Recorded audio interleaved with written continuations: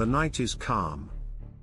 A quiet wind moves through the trees, carrying the scent of rain and cedar. Somewhere in the distance, a single step presses into the damp earth. A man walks alone. A long wooden sword rests on his shoulder, and his shadow stretches across the road. This is not a warrior marching toward battle. It is a traveler. A seeker. His name is Miyamoto Musashi. More than 400 years have passed since the world last saw him, yet his name remains like a whisper through time. A legend told in quiet voices, the story of a swordsman who fought more than 60 duels and never lost. But his story is not about victory. It is about the search for truth. He was born in the late 16th century, around the year 1584. Japan was not one country then. It was a storm of warlords, castles, and burning villages. A time historians call the Sengoku Jidai, the age of warring states. Power shifted like sand in the wind. Clans rose and fell, generals turned against their lords, and peasants tried to survive in the cracks between armies. In a small village named Miyamoto, deep in Harima province, a child was born. His family name was Shinman. His father, Shinman Munisai, was a skilled samurai, a man of cold precision and strict discipline. From him, the boy learned how to hold a sword before he could write his name. But his father was harsh, and his teachings were sharp as steel. There was little love, only training. Only control. When the boy was 7, his parents separated. Some say he was sent to live with an uncle, a Buddhist monk. The monk's name was Dorin, and he saw the anger that burned inside the child, a fire that needed direction. Under the monk's care, Musashi learned to read the scriptures, to meditate, and to understand silence. He studied calligraphy, and the slow flow of ink across paper. He learned patience. But deep inside, the fire never went out. Years passed, and Japan continued to burn. Musashi grew tall, strong, and quiet. He spoke little, but when he did, it carried the weight of conviction. By the age of 13, he would face his first duel. It happened in his village. A warrior named Arima Kihei, a seasoned samurai of the Shinto Ryu school, arrived, boasting of his skill and challenging anyone brave enough to fight him. The young Musashi stepped forward. Barely a teenager. Untrained by formal schools. Just instinct, and anger, and an unshakable calm. The villagers tried to stop him, but he insisted. Kihei accepted, amused by the boy's courage. They met in an open field at dawn. Mist rolled across the ground. Musashi carried a wooden staff, a simple stick. Kihei held a steel sword. Before the older warrior could even take his stance, the boy charged forward. No hesitation. No ritual. He struck with both hands, landing a heavy blow that knocked Kihei off balance. Then another. And another. When the villagers reached them, the samurai was motionless. The duel was over. The boy had killed him. That was the moment Musashi's path began. Not as a hero, but as an outcast. He had won, yet something in him had shifted. A door opened, and beyond it lay a road he could not turn away from. At 16, Musashi left home. He became a ronin, a samurai without a master. In Japan, a ronin was both free and lost. He owed loyalty to no lord, but also belonged nowhere. It was a life of wandering, of endless road dust and uncertain meals. He carried with him 2 swords, the katana and the wakizashi, the long and short blades of the samurai. In time, he would wield them both at once, creating the style that made him legendary. But for now, he was simply a young man seeking purpose in chaos. He walked from province to province, sleeping beneath temple roofs or under trees. He crossed rivers, mountains, and valleys where armies had clashed and fallen silent.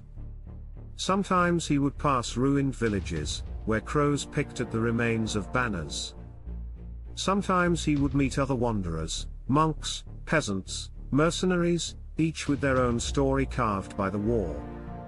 He fought duels to survive, not for pride. Sometimes for food. Sometimes to test a skill he didn't fully understand. And each time, he won. They said he moved like water. Unpredictable, without form, without fear. But Musashi didn't think of himself as strong. He thought of himself as empty, reacting only to what was before him. By the time he was in his early 20s, his name had begun to spread. Whispers followed him through towns and villages. Some called him arrogant. Some called him cursed. And some called him genius. Eventually, his travels brought him to Kyoto, the heart of Japan's culture and martial tradition. Kyoto was not like the countryside he'd known. It was a city of scholars, nobles, and sword schools, each claiming to hold the secret to perfect combat. Among them was the Yoshioka clan. Their reputation was unmatched. Their school, centuries old. Their lineage, proud and unbroken. Musashi arrived unannounced and challenged the head of the Yoshioka school, Yoshioka Seijiro. It was audacious, even disrespectful. A young, unproven ronin demanding to fight the most respected master in the capital. Seijiro accepted. Honor demanded it. The duel was to be held outside the city, in a quiet field near the Sanju River. The rules were simple: first strike decides the victor. No bloodshed unless fate demanded it. Musashi arrived late. Deliberately late. By the time he appeared, Seijiro was restless, his focus broken. Musashi carried only a wooden sword, carved roughly from an oar. When Seijiro lunged, Musashi struck first, a single, decisive blow to the head. Seijiro collapsed. Defeated, but alive. The Yoshioka school's honor was wounded. To restore it, Seijiro's younger brother, Dinshikairo, issued his own challenge. This time, the duel ended with blood. Dinshikairo fell beneath Musashi's strike, killed instantly. Now the Yoshioka clan could not retreat. Their name demanded revenge. They planned one final duel, but this time, it was no duel at all. It was an ambush. They gathered dozens of men, archers, and swordsmen, waiting in the trees for Musashi to arrive. The meeting was set at dawn, near a small pine grove outside Kyoto. But Musashi came early. In the darkness before sunrise, he moved silently among the trees, observing, counting shadows. When the first light touched the horizon, he struck. He attacked from the shadows, cutting down the ambushers one by one, then vanished into the mist. When the smoke cleared, the Yoshioka clan was finished.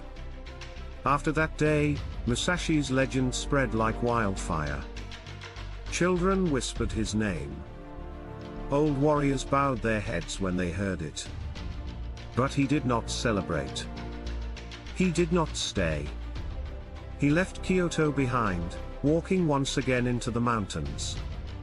Each victory seemed to weigh heavier on his heart. He had defeated the greatest masters of his time, yet he still felt incomplete. Something was missing, something no duel could give him. He began to meditate more deeply, to study painting, calligraphy, and the rhythm of waves against stone. He started to believe that the sword was not simply a weapon, it was a way to understand life itself. And so, the warrior began to disappear. And the philosopher began to emerge. The mountains are silent. The wind moves slowly over the cliffs, carrying the faint scent of salt from the distant sea. Somewhere in a cave carved into the rock, a man sits alone. His swords lie across the stone floor, polished by decades of use.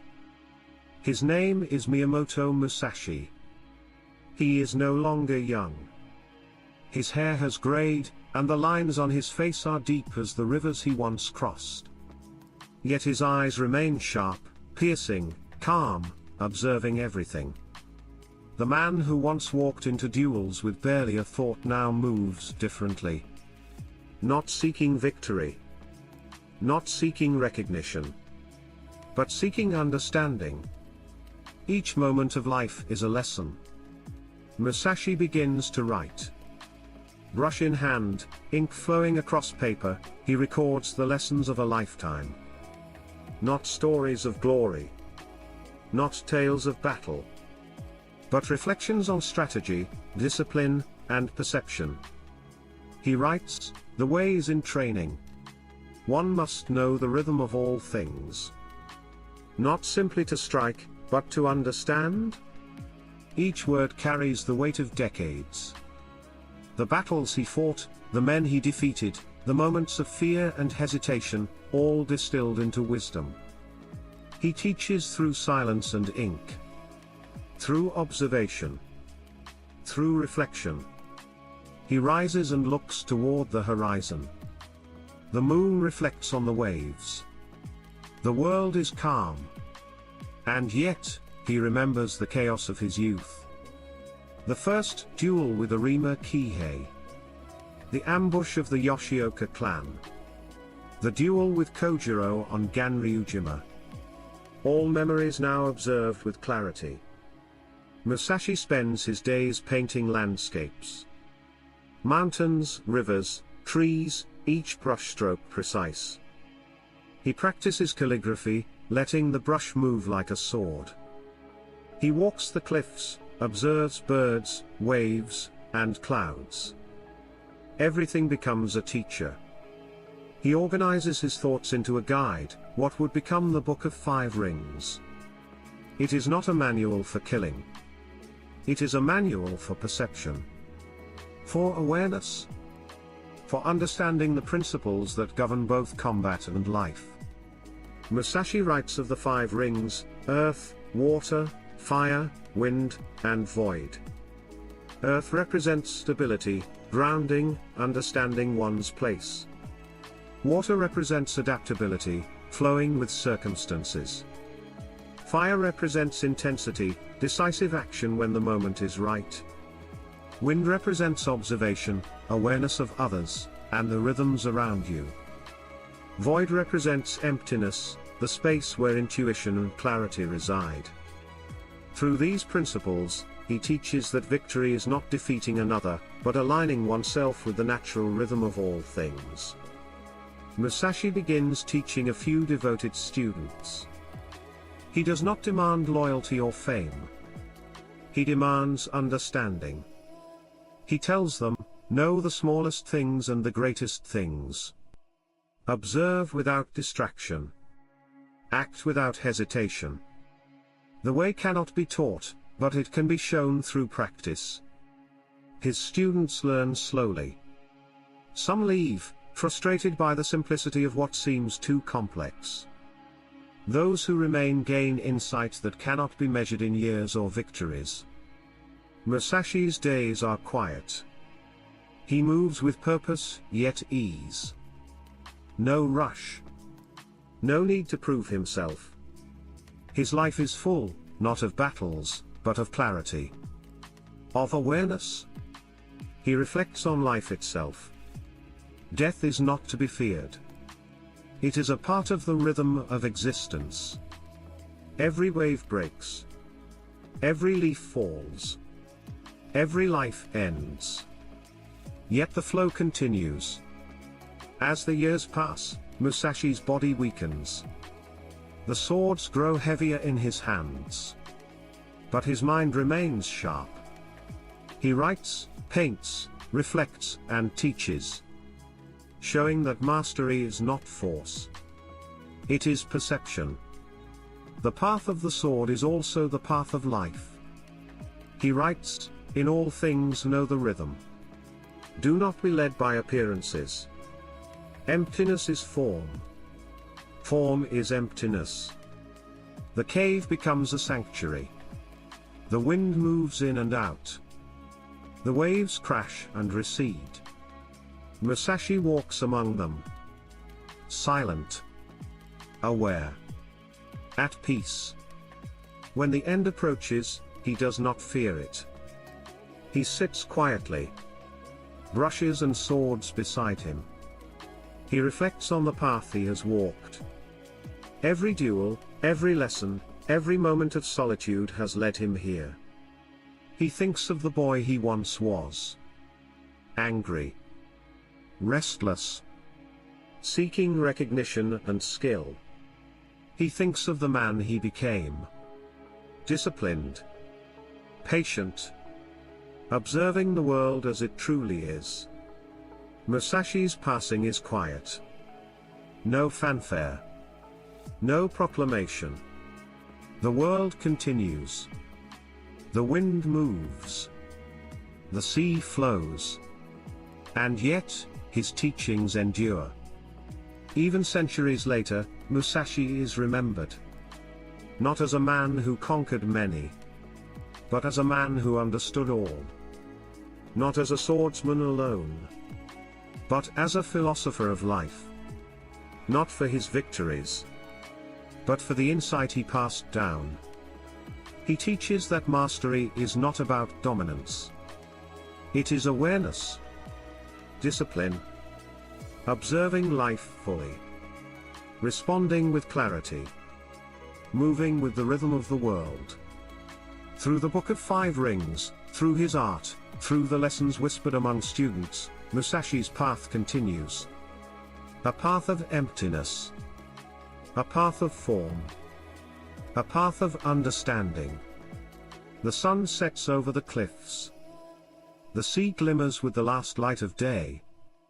Musashi's cave is silent, yet full of presence. The wandering swordsman has walked his path. The philosopher has found the way. And in the quiet, his life speaks to all who seek mastery. Not over others, but over themselves. The wind moves softly across the land. The waves break and recede. And in the stillness, the story of Miyamoto Musashi, the swordsman, the philosopher, the master, continues to echo.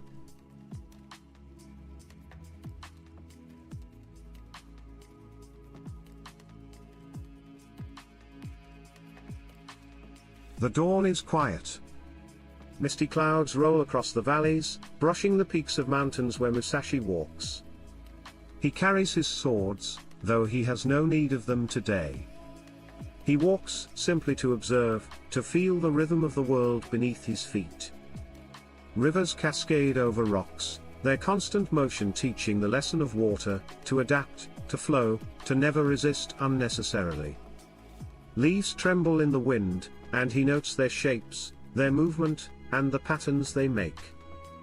Everything is a teacher. Even silence speaks. He thinks of the duels he fought. Some ended in death, some in humility, and some in fleeting understanding. Each opponent taught him something about fear, timing, and the balance between action and patience.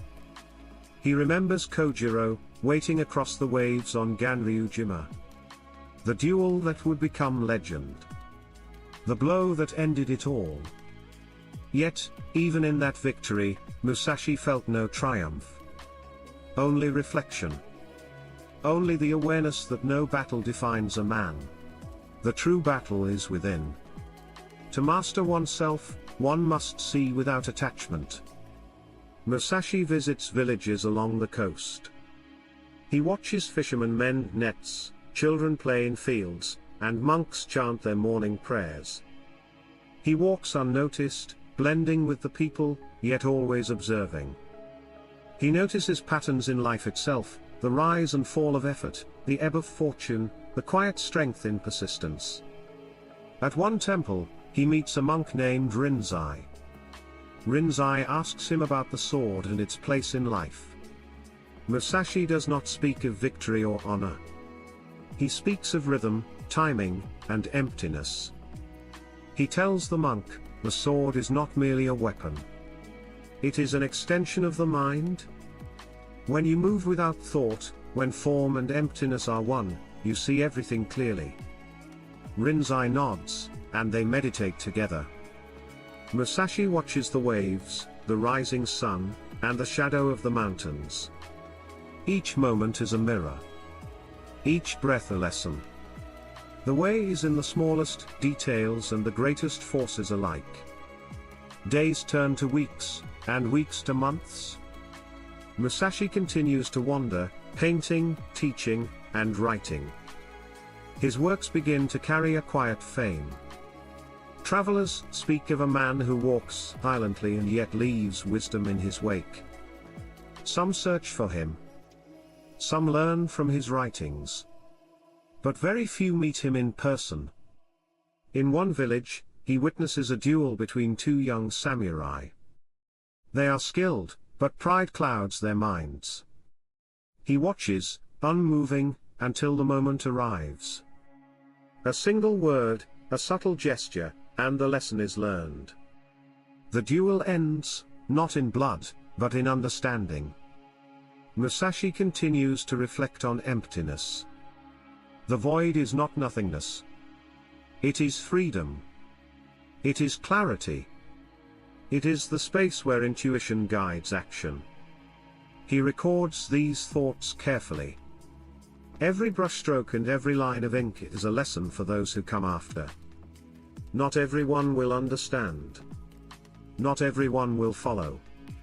But the path is shown. And for those ready, it is illuminated. The sun sets over the cliffs, casting long shadows across the valleys. Musashi pauses. He breathes deeply. The wind carries the scent of pine and salt. He knows that time passes quickly. Every moment must be observed, understood, and respected. He begins his final series of paintings. Mountains, rivers, the distant sea, and the fleeting figures of men in motion. He captures not just the image, but the movement, the life within. Each work is a reflection of the way. Musashi feels the years upon him. His body is weaker, yet his mind remains sharp. He teaches, observes, writes, and paints. He has become more than a swordsman. He is a philosopher. A teacher. A master of perception.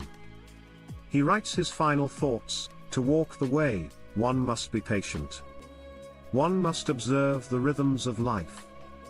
Victory over others is fleeting. Victory over oneself is eternal. The cave grows quiet. Musashi sits, brushes and swords beside him. The wind moves through the cracks of stone. The waves crash and recede. Time continues.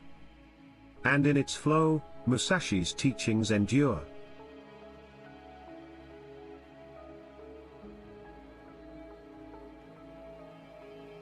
Years pass like clouds across the sky. Musashi walks the cliffs, the forests, and the quiet paths of villages. His hair is grey, his body weathered, yet his mind is as sharp as ever. He feels the rhythm of the world in each footstep, in each breath. He visits temples and monasteries, watching monks move in their precise routines. He observes the changing seasons, the shifting winds, the patterns of the stars. Everything teaches him. Every moment is a lesson. Even death is part of the rhythm, and he no longer fears it. He continues to write. The Book of Five Rings takes shape, a careful distillation of a lifetime of experience. He writes of strategy, of perception, and of emptiness. But he also writes of life, of understanding, of how to move without attachment and see without distortion. Visitors come and go. Some seek the sword. Some seek wisdom. Some come out of curiosity. Musashi teaches them all, in small gestures, in quiet words, and in the example of his life. He tells them, do not seek to dominate others. Do not cling to victory. Observe. Reflect. And act only when the moment is right. He watches the children of villages. They run, fall, laugh, and rise again. In their movements, he sees the rhythm of life. In their mistakes, he sees lessons. He smiles quietly, for he knows that the way exists in all things, even in play. The world changes. Castles rise and fall. Warriors age and die. Yet the way endures. And Musashi, having walked it fully, becomes a living symbol of its path. He paints his final works. Mountains that touch the sky, rivers that curve through valleys, waves that crash upon the rocks, each stroke a reflection of his understanding. He signs them quietly. Not for fame. Not for wealth. But to leave a trace of the way, for those who seek it after him. As his body grows frail, Musashi retreats to a small hut in the mountains. He spends his days in meditation, painting, writing, and teaching. He no longer carries his swords except as reminders of the discipline they represent. His life is no longer measured by victories, but by understanding. He reflects on the journey that began so many years ago. The boy who killed in a field. The wandering youth seeking purpose. The duelist who challenged every master. All of it has led to this. A life of observation, reflection, and clarity. One evening, as the sun sets and the wind moves gently through the trees, Musashi sits quietly. He feels the passage of time in his bones. He sees the horizon, the distant mountains, and the calm sea. He breathes deeply and accepts the rhythm of life and death. He writes his final words, the way is in emptiness and form. Do not cling to life. Do not fear death. Live fully, observe fully, act fully. And the way will be with you. Musashi passes quietly, as he lived, without fanfare, without distraction. The mountains, the wind, and the sea remain. His paintings, writings, and teachings remain. And the lessons of his life echo through the centuries. Samurai and scholars, warriors and philosophers, all study the path he left behind. They read the Book of Five Rings. They observe his paintings. They reflect on his life and understand that mastery is not victory over others, but mastery of oneself. Children grow up hearing his name. Warriors whisper his strategies. And in the quiet of mountains, the flow of rivers, and the breaking of waves, Musashi's way endures. He has become more than a swordsman. More than a master. More than a legend. He has become a guide for all who seek understanding. The eternal echo of the way, reflected in life itself. And so, the story ends not in victory or defeat, but in understanding. The wandering swordsman, the philosopher, the master, Miyamoto Musashi, lives on in the rhythm of the world.